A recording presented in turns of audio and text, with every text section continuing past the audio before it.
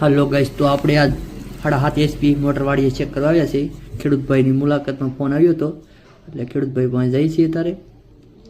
ને લેટ અત્યારે વહી ગઈ છે, અત્યારે તો લેટ આવે એટલે આપણે મોટર ચેક કરીએ. અત્યારે આવું વાવેતર કરેલું છે ખેડૂતભાઈએ,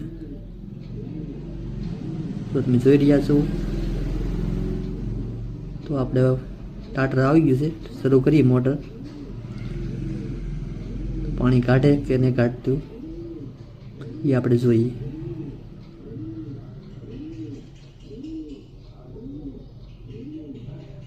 પછી લેન બાંધે છે, ભાભા આવે.